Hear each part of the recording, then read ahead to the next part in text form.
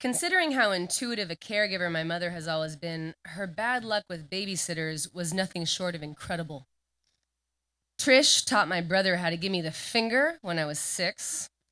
Pam encouraged my sister to shit in the Pacific Ocean. 16-year-old Alexis invited some friends over to polish off my dad's game day stockpile of Coors Light, leaving all the empties in a pile on the floor. And Josh, the rare male babysitter, let us watch Bull Durham.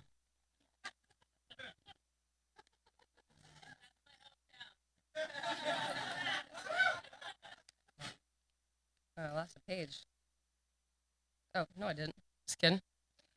With a Rotten Tomatoes score of 97%, Bull Durham is probably the best 80s movie about North Carolina minor league baseball ever made. Top 5, anyway. Kevin Costner at peak Midwestern approachability.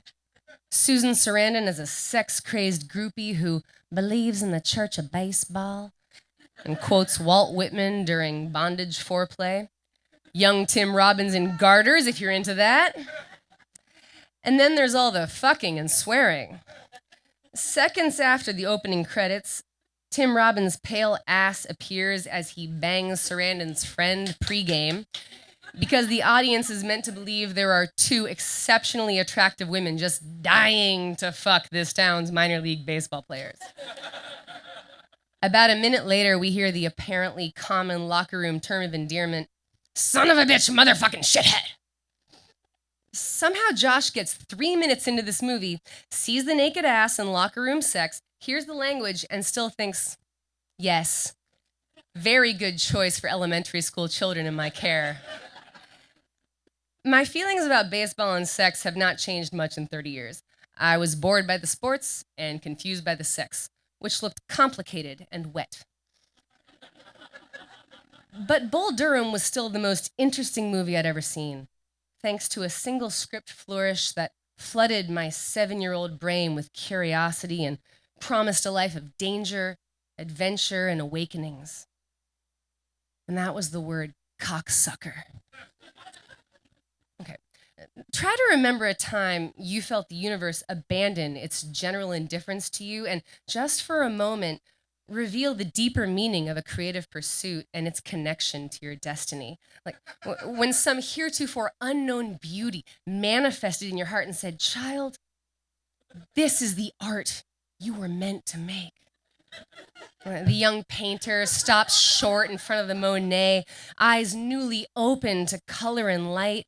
The sophomore who spent all year playing Snake on his phone feels suddenly lightheaded, cheeks flushed, when his English teacher says, "Tell me, what is it you plan to do with your one wild and precious life?" That was me, at 7 years old, watching Bull Durham. Cocksucker. The melody of it, the flinty click-click of the tongue, it was ridiculous, powerful, deliciously naughty. I didn't need to know the definition to like this word immediately, which is good, because I had no clue what it meant. It sounded like an exotic bird or old-timey farm machinery. By the way, it was literally spat over home plate in Bull Durham. That wasn't right, but it didn't matter. I was terrified to know it, and I couldn't wait to take it out for a spin. I got the chance the next day when a backyard kickball game ended with my brother and I reenacting the fight scene between the catcher and the umpire. I'd tag out an imaginary runner, my brother would call him safe, I'd lose my temper. I'm not sure which I called him first, a cocksucker or a goddamn cocksucker. But I know it was immensely satisfying, and I know it sounded really, really good, like I was born to say it. My brother egged me on, thrusting his little chest into mine. "Call me cocksucker again, I dare ya!" Just typical Sunday fun in suburbia, really. After he threw me out of the game, I went method, going deep into my newly acquired arsenal of filth and letting loose like the minor league baseball player I wasn't. "You goddamn son of a bitch! You cocksucker! Fuck all, you goddamn bastard!" The comparatively mild bastard was where my brother drew the line. and the little bitch ran off to tattle. That wasn't necessary, since my mom had watched the whole thing from the kitchen window, horrified at how quickly sweet kids become assholes, and I imagine furiously looking up child therapists in the yellow pages. I go bad so quick. I don't remember much about the talk I got afterward. Respect, kindness, some bullshit, I don't know.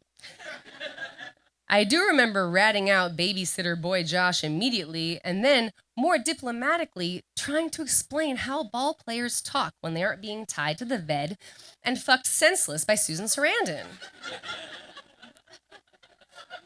And after that, linguistics just held my heart. I was fascinated by syntax and phonetics and the potential in every syllable and vowel.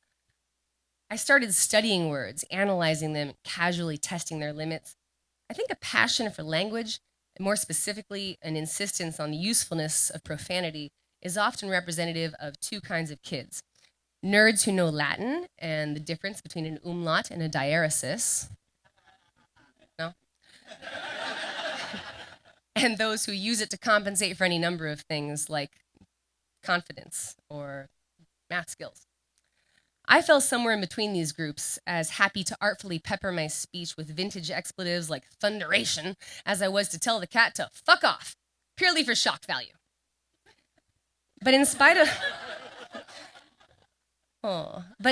my talent, I knew enough to be ashamed that I had memorized Gilda Radner's Let's Talk Dirty to the Animals by 10, and that while calling someone a fuckweasel felt terrific, it did not make my mother particularly proud.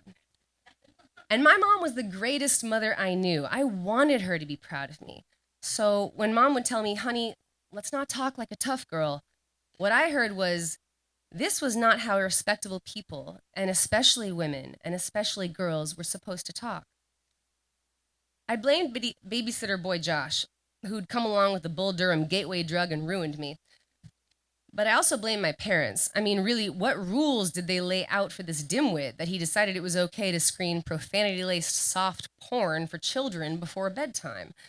I knew that if I ever had kids, I'd do a better job finding sitters. I'd do a better job with everything. My kids wouldn't flip each other off, or shit in the ocean, or tell each other they made cocksucking calls during kickball.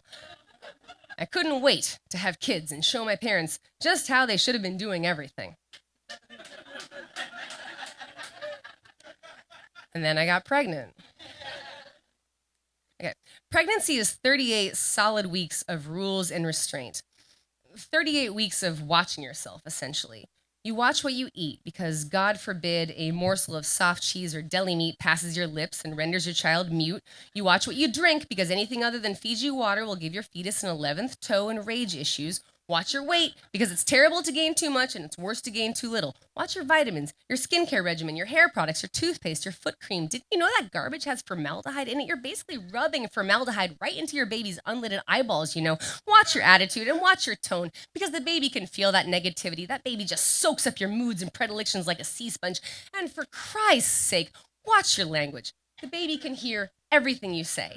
It's like you're walking around with an Amazon Echo in your uterus all the goddamn time, except it doesn't play Spotify, it won't order groceries, and it makes you fart constantly.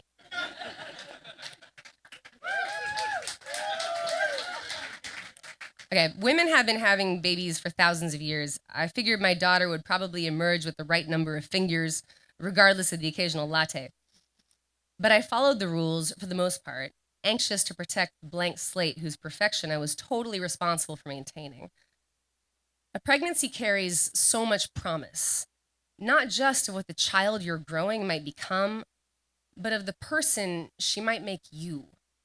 You'll go from woman to mother. You'll be wiser, kinder, more patient.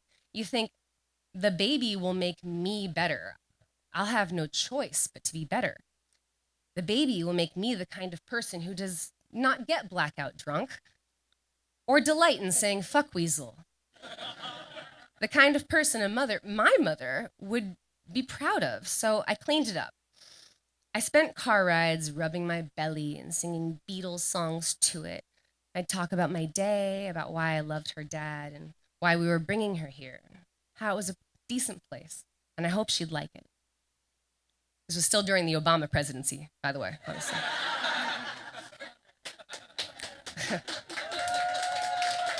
Obviously.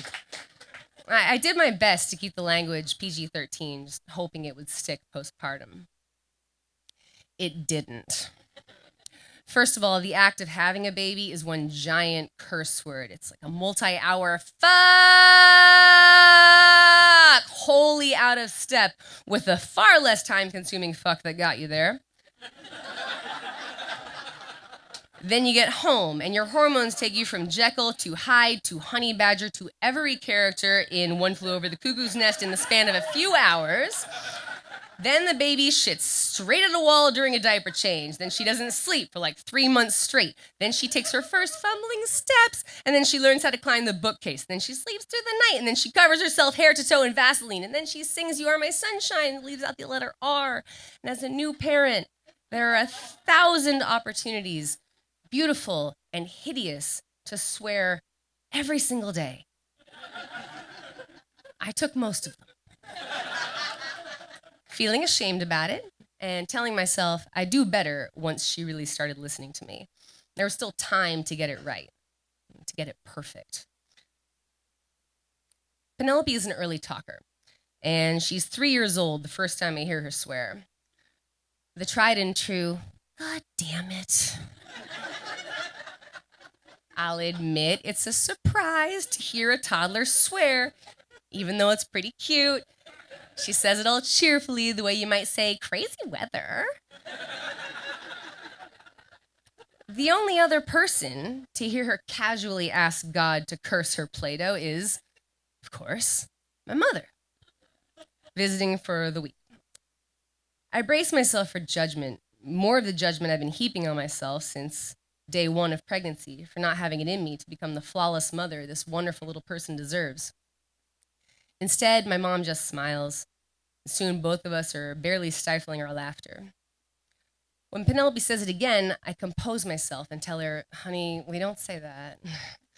And she looks at me amused and says, yes, we do.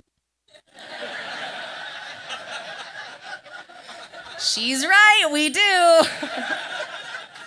And every time she says it, or Jesus Christ, or just once so far, God fucking damn it, I'm filled with reverence for my own little tough girl and for language itself, the magical process by which complicated airflow materializes in grunts and squeaks and makes words that grab your heart and rip it out, words that make you better, words that bring you together, words that change your life.